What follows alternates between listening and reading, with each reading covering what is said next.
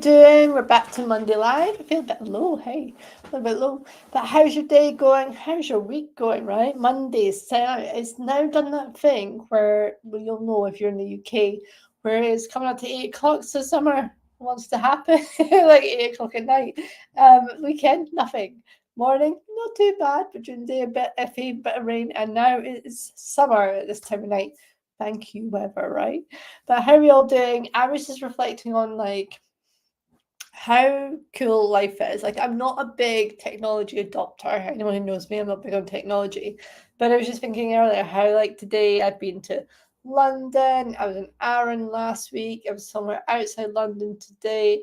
Been to Mexico. I'm going to go to Canada after this, all virtually, with clients and connecting with others. So it's just like, how cool is the technology in the world that you could be like sitting communicating with someone and chatting with someone who's in Mexico and it's 9 in the morning their time and 4 in the afternoon here, and just like how it's really allowed us to across the world to like train together and coach each other. And it's just, yeah, just thought, how cool is that? Just all the places I've been to today alone, and also being like a PT in the pocket for my clients. When they go away, they take me with them so they can still train.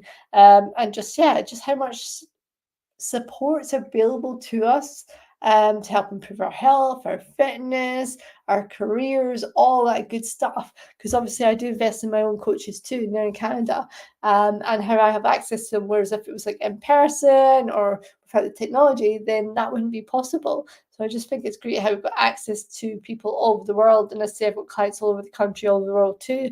And it's just great to be able to connect with people that way. So yeah, I was just like, how cool is it? Like, who would say that? In my old corporate role, I basically was chained to the desk and didn't get to go anywhere or speak to anyone anywhere. So yeah, maybe down in England, but that was about it. So yeah, and already this week I've been to Mexico. I'm going to Canada later. Been to London, outside London. So yeah, it's pretty cool. But yeah, I was just reflecting on that. Anyway, let's get into it. So tonight is about how Gwen lost 22 pounds in 6 months. And the reason I'm bringing these stories to you guys is because, one, I'm not very good at sharing. I just kind of do what I do. And the biggest satisfaction it brings to me isn't just about the weight loss, it's about the impact it has on people's lives in terms of their energy, how they feel like got more energy to do things. And like with Gwen, just turning up and her smile and her glow and her energy, and the smallest things make the biggest difference. Like being able to put her coat on without people helping her, like being able to like not sit down at the dog training, like being able to get up and walk around and do that for the whole class. And I think it's like everything that comes as a result of the weight loss that maybe we don't think about. Yes, we want to feel more confident in our clothes. Yes, we want to fit into our clothes better. We don't want to feel like we're getting up in the morning dragging our bodies around. But the smallest things make the biggest difference, like being able to tie your shoelace, being able to put your coat on, being able to walk a distance without having to stop because you're out of breath. And I think that kind of change in people's health is what lights me up. It's individual to every client and it comes in different ways. And there's some conversations that I've had today with clients where they've just lit me up because it fills my heart to know that I've been able to help people. Like, yes, they've got to do the work, but I can help guide them around the nutrition, the fitness, and mindset stuff too, to help them be healthier people and to deal with the stuff that life throws at them. And for me, that is really what serves my purpose. Really, my purpose is about helping people, and just seeing that outcome and that output really lights me up, as I say. But I just want to share different stories with you to know, because I think people think, oh, it's easy for them to lose weight, they've always been into fitness, they've always done this or that.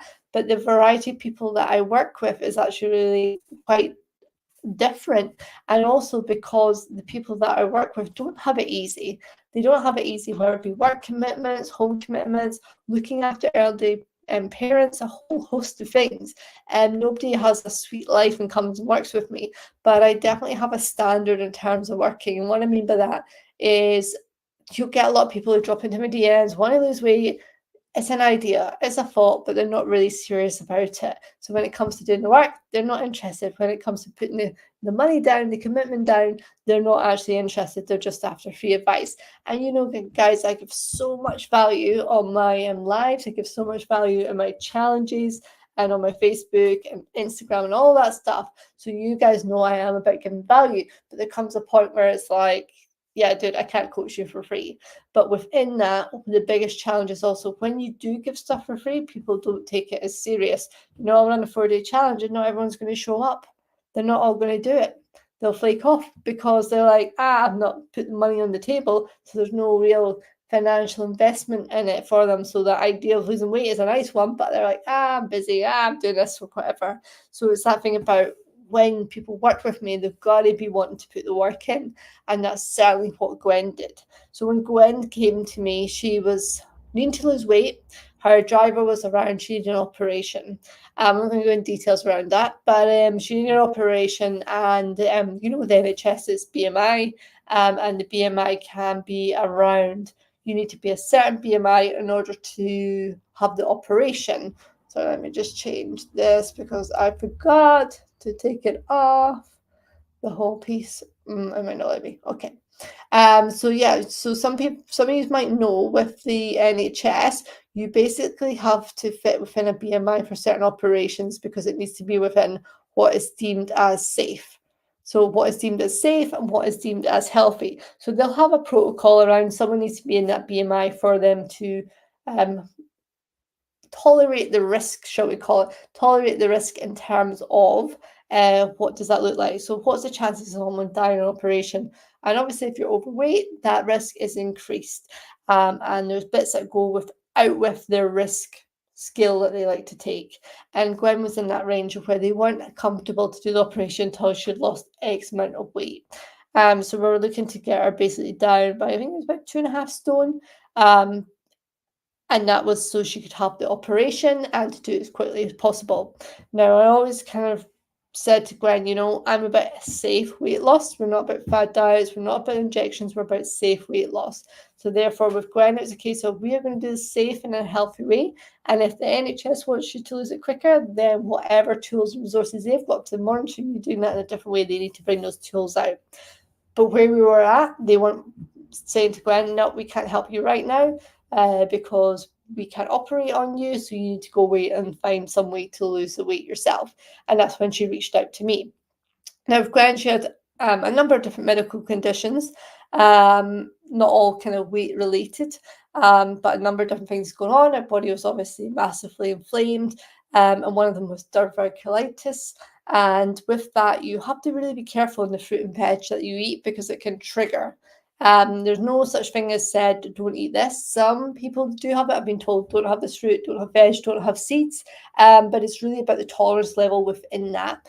So that's where the beauty of the bespoke meal plan comes in. So every month I gave Gwen a bespoke meal plan, checked she liked the food, she was enjoying it, and checking her energy levels and if she felt any flare-ups were coming. Because she was connected with her body, she could tell when something was coming, flare-ups were coming in place. And what we actually discovered is she really enjoyed the meals, but when she enjoyed one too much, i.e. she'd repeat that day. So she'd repeat the day, say it was day one, for example, the Monday, she'd have the same meals on maybe the Wednesday and the Friday, then it could be a trigger for diverticulitis because she was eating a lot of the same food, which was avocado, for example. So she found that if she had too much avocado when she loved the dish, then that would be a bit of symptoms of the pain and discomfort of the diverticulitis would flare up. So it was all about working together to say, okay, what's happening in your body? How does it feel? Let's adjust this. What's the pattern? Okay, we've got a flare up. What have we done this week? How many days have you repeated meals and what does that look like? And that really allowed us to work together, not just in terms of the weight loss, but in terms of maintaining our health. Because when you have a diverticulitis flare up, it can be really painful and uncomfortable. And then times she has to go on antibiotics. So then when you're trying to lose weight, your body's inflamed, it's not happy, you've got to take antibiotics. Obviously, then that goes against what you're trying to do around the weight loss.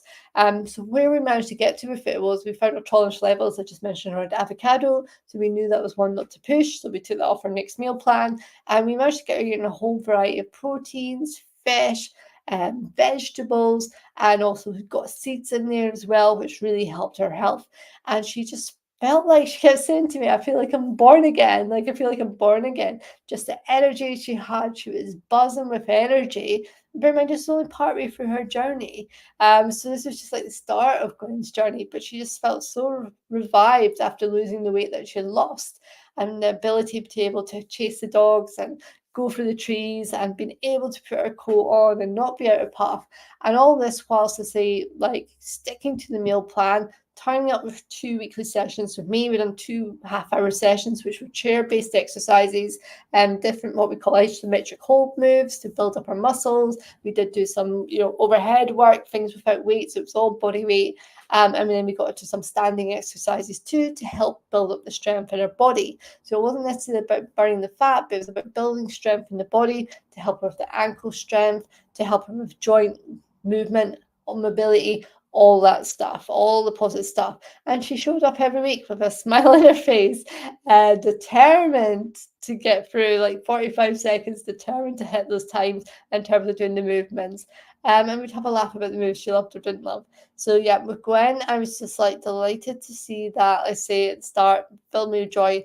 Her journey from being in that place of, I need to lose weight, I need this operation, I don't know how, can you please help me, to right, this is what we're going to do. And her being on board and just going with it. And the meals they liked, didn't like asking the questions, how can I switch this out, how can I do that? All right, I'm going out for a meal with family, it's okay, you're still allowed to social life. And just following the meal plan to the T. So when she was out, it would say 20%, and the rest of the time she was 80% consistent, following her meal plans, being on the hydration, turning up to her 2 weekly Zooms. And even when she wasn't well, she'd still come to the Zooms when she was getting a bit of a flare up. And I was like, well, let's listen to her body. But she still wanted to come to the sessions. So in amongst all that, she lost 22 pounds like in 6 months. And it's amazing that one, she managed to change to healthy habits. She was open-minded. Yes, we done meal plans to food she liked, but she was open to trying different things. She got the seeds in her diet. She got the fiber in her diet. And we managed to find that balance of where it was good for her and where it tipped her a little bit too close to the edge in terms of diverticulitis. And within that, different things started to clear up in her body, in terms of swelling in her limbs, and in terms of just not feeling well or having to be in bed quite a bit because she didn't feel that great. So lots of things that started to clear up in her body. And I think the biggest win, because it was a massive worry for Gwen, was around the NHS then turning around and going, okay then, we'll help you now. You've shown us you can lose 22 pounds in 6 months. So let's come on board with the NHS and we're going to look at accelerating that weight loss. I honestly don't know how they do it and what that looks like. They were discussing different ways and the team were coming together because, as I said, she has a number of medical pre-existing conditions. So the team were coming together to look at what can they do around that wouldn't put her at risk. And I think for me, yes, it's a shame because I would have loved to continue with Gwen on the journey we were doing. Absolutely. She was a joy to work with. But at the same time, it was positive for Gwen because they were going to accelerate that help to get the operation that she needed, which would be a lot of stress and anxiety released off her too. So it was an absolute pleasure to help her on that journey, but also the joy of when she was able to prove to the NHS, look, I did it. I lost the weight. I proved to you I could change my lifestyle, lose the weight, and make the changes that you're asking of me. So I think it was just that told you so kind of thing, rather than the doctors and stuff saying, oh, you need to lose weight, oh, she's probably not going to do it, she's not going to do it. But being able to do that in a healthy way over a long term, 6 months, managed to then get her the help she needed to take it to where they wanted to take it in terms of the risk aversity of the operation, and so she can get to that weight that she needed for the operation. So it was a good outcome for her. Like I say, yes, I would have loved to continue working with her and see where else we can take it. But that's how it is sometimes. But the point is, we got her to a place where she lost 22 pounds. She felt good. She felt healthier. She could get a coat on. She could do all the basic things that people take for granted. And her life was lit up as a result of that. And then she got the good news about the NHS stepping in to help her too. So all positive stuff. So super, super proud. And it's like, say, that's what I do. I help people lose weight and change lives. And people think, oh, it's just about weight loss. But my clients will say to you, it's not just about weight loss. Julie gives you lots of help, lots of coaching about things you don't think about. And it is life-changing. That's what I do. I've changed my own life through what I've done, and then I share that with others too. So that's it, team. That's how Gwen lost 22 pounds in 6 months. Please know if you feel like you're lost, if you've got too much going on, or whether it be medically or with life, it can be done. You just got to take the time to invest in yourself, reach out, ask for the help, and it certainly can be done. The more can be done. It's all about your goals, your focus, and we will get you there. Our team, I need to pop off, heading off to Canada now, but I shall catch you tomorrow night. Take care, and I shall see you tomorrow.